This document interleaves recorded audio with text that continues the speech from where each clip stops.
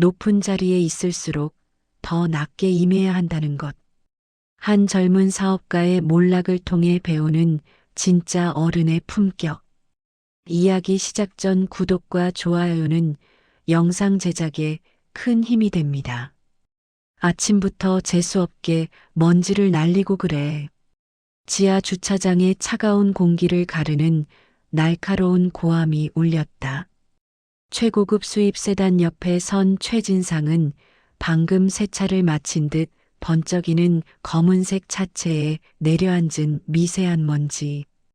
티끌을 손가락으로 튕겨내며 인상을 잔뜩 찌푸렸다. 그는 오늘 있을 건설사 회장과의 중요한 미팅을 앞두고 한껏 예민해져 있었다. 그의 시선 끝에는 낡은 경비복을 입고 빗자루를 든 김철수가 엉거주춤 서 있었다. 철수는 새벽부터 떨어진 낙엽을 쓸어 모으느라 이마에 땀방울이 맺힌 채였다. 진상은 철수가 들고 있는 싸구려 플라스틱 빗자루와 자신의 이탈리아제 구두를 번갈아 보며 노골적인 혐오감을 드러냈다. 이봐요 아저씨. 내가 매달 관리비를 얼마나 내는지 알아? 비싼 차들 드나드는 시간에 꼭 그렇게 먼지를 피워야겠어? 생각이란 게 있으면 눈치껏 피해 다녀야 할 거 아니야. 진상의 목소리가 주차장 벽을 타고 메아리쳤다. 출근을 위해 차로 향하던 다른 입주민 몇몇이 힐끔거렸지만 진상의 기세등등한 태도와 번쩍이는 차를 보고는 못 본 척 고개를 돌리고 바쁘게 걸음을 옮겼다. 철수는 빗자루를 쥔 손에 힘을 주며 깊게 패인 주름 사이로 난처한 기색을 비쳤다. 그는 허리를 깊이 숙였다. 죄송합니다, 입주민님. 낙엽이 배수구를 막을까봐 서두르다 보니 주의하겠습니다. 철수의 정수리가 보일 정도로 깊은 사과에도 진상의 분은 쉽게 가라앉지 않았다. 그는 자신의 손목 시계를 신경질적으로 확인하며 혀를 찼다. 하여간 못 배운 티를 꼭 내요. 나 지금 중요한 회장님 만나러 가는 길이니까 더 이상 기분 잡치게 하지 말고 저리 비켜요. 냄새나니까. 진상은 철수가 대답하기도 전에 차 문을 거칠게 열고 운전석에 올라탔다.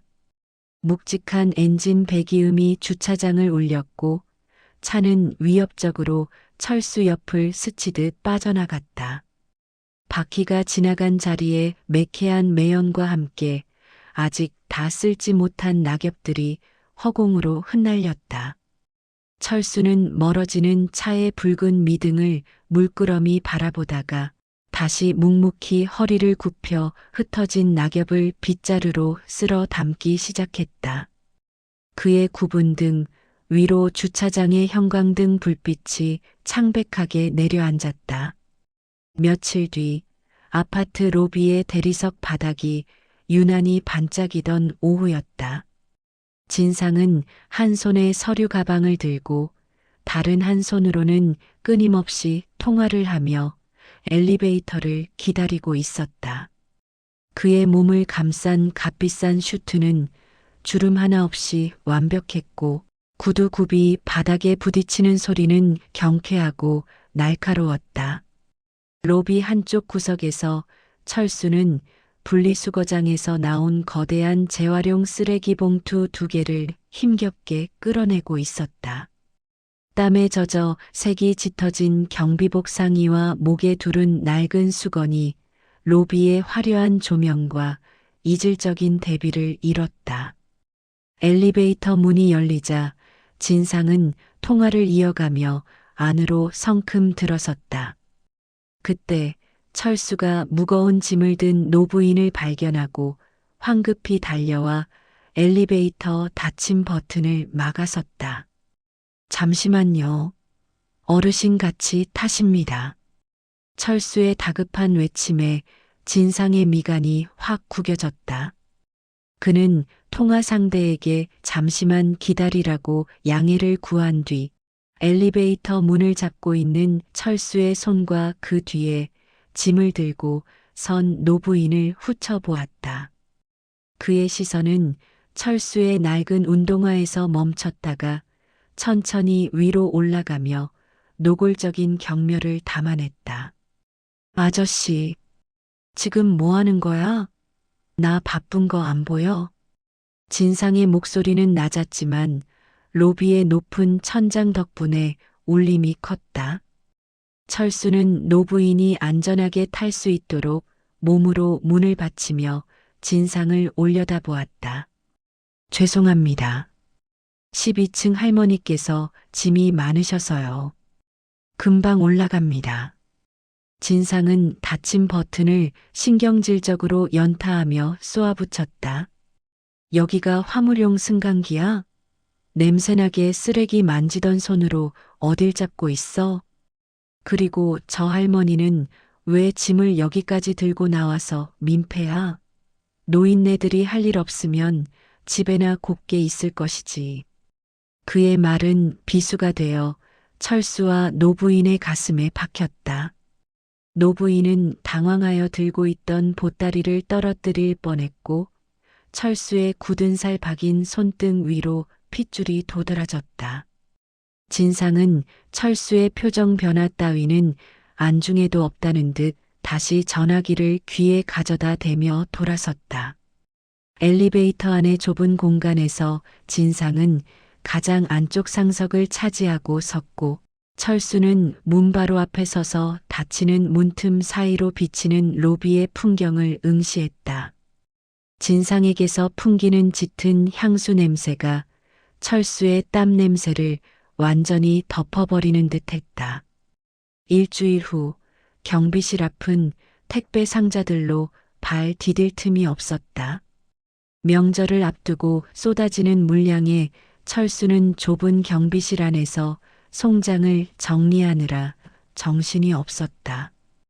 그때 경비실 창문을 두드리는 거친 소리가 났다. 고개를 들자 잔뜩 화가 난 진상의 얼굴이 보였다. 이봐요. 내 택배 어디 있어? 어제 도착했다고 문자 왔는데 왜 안 가져다 놔? 진상은 창문 너머로 손가락질을 해대며 소리를 질렀다. 철수는 쓰고 있던 돋보기를 벗고 차분하게 장부를 넘겼다. 몇 호시죠? 아, 최진상 입주민님. 어제 오시기로 했는데 안 계셔서 보관 중입니다. 여기 서명 부탁드립니다. 철수가 내민 장부와 볼펜을 진상은 거칠게 밀쳐냈다. 볼펜이 바닥에 떨어져 굴러갔다. 지금 나더러 이걸 다 들고 올라가라는 거야? 당신이 하는 일이 뭐야? 이런 거 배달하라고 관리비 주는 거 아니야. 철수는 바닥에 떨어진 볼펜을 천천히 주워들며 진상의 눈을 똑바로 쳐다보았다. 평소에 순박하던 눈빛과는 다른 깊고 단단한 무언가가 스쳐 지나갔다. 입주민님, 경비원의 업무는 택배 배달이 아닙니다. 그리고 젊은 사람이 어른에게 말이 너무 심하군요. 예상치 못한 철수의 반격에 진상은 잠시 멈칫했다가 이내 기가 차다는 듯 헛웃음을 터뜨렸다. 참나. 못 배워서 이 나이 먹도록 경비나 서는 주제에 지금 나를 가르치려 들어? 당신, 내가 누군지 알아? 내가 전화 한 통이면 당신 내일 당장 여기서 쫓겨나. 알아들어?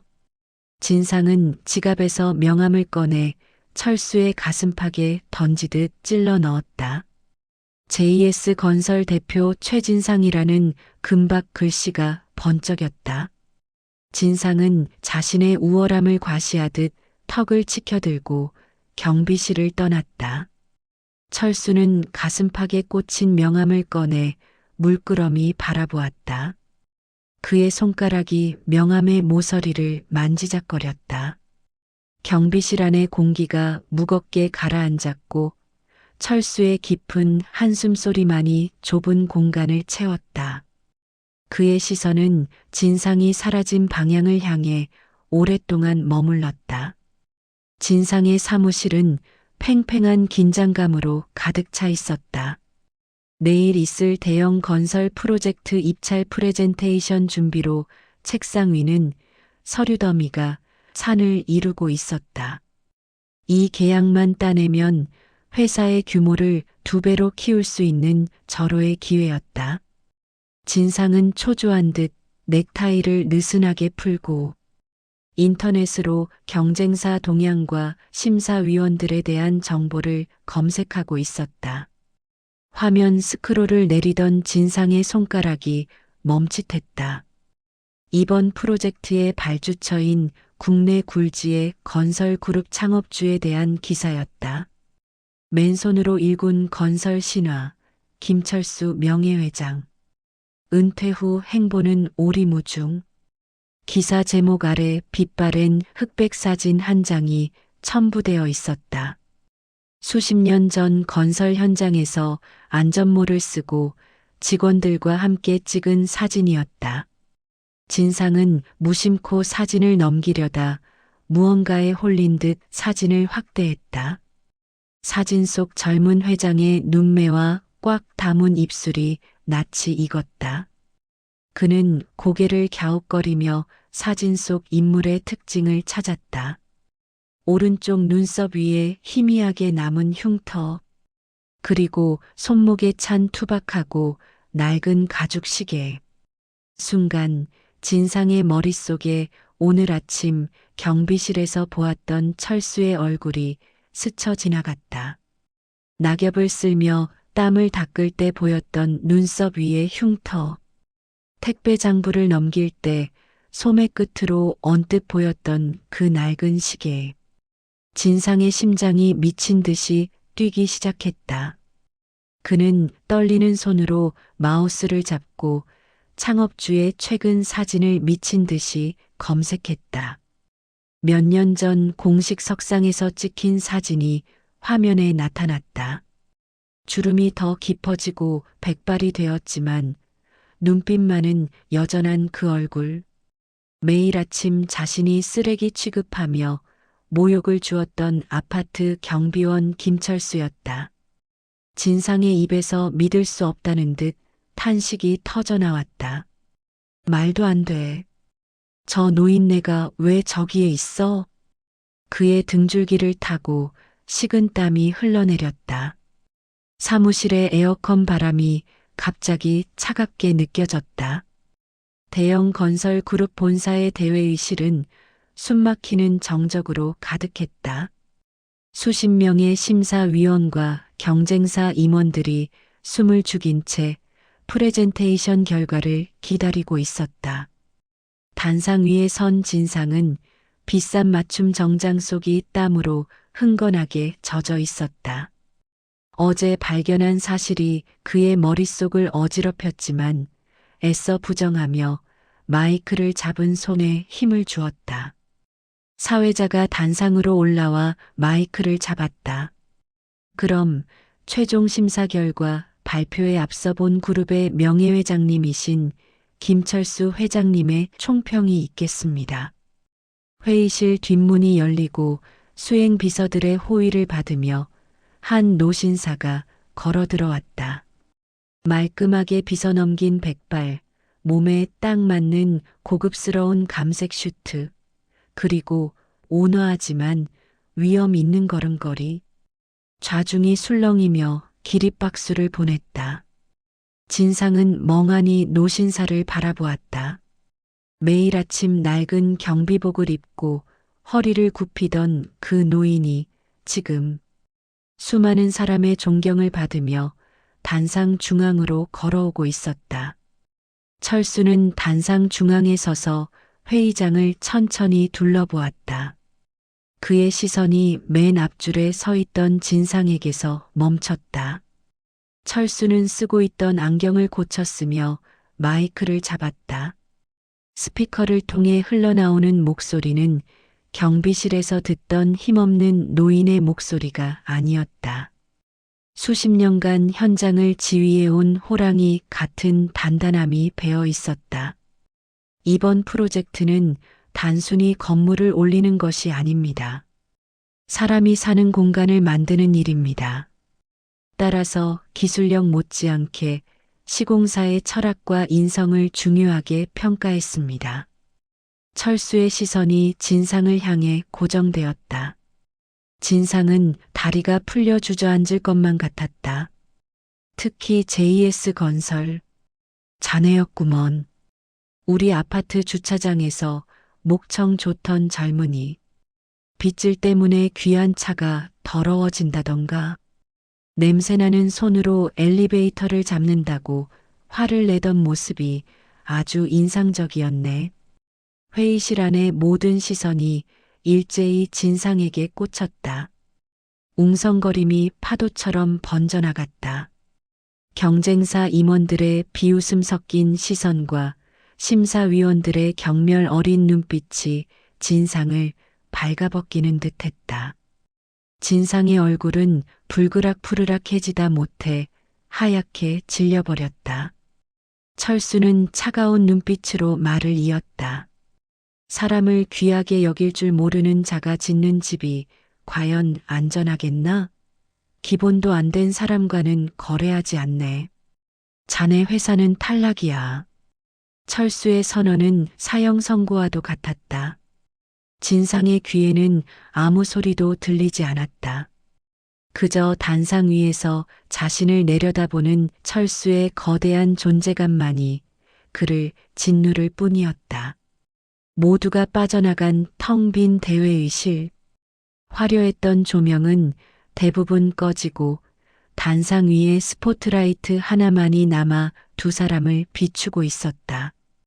철수는 단상 의자에 앉아 묵묵히 서류를 보고 있었고 진상은 그 아래 단상 바닥에 거의 엎드리다시피 무릎을 꿇고 있었다. 넓은 회의실에 서류 넘기는 소리만이 유난히 크게 울렸다. 진상은 떨리는 입술을 달싹이며 겨우 목소리를 짜냈다. 회장님, 제가 죽을 죄를 지었습니다. 제발 한 번만 용서해 주십시오. 제가 눈이 멀어서 회장님인 줄 몰랐습니다. 철수는 서류에서 눈을 떼지 않은 채 건조하게 대답했다. 내가 회장이 아니었다면?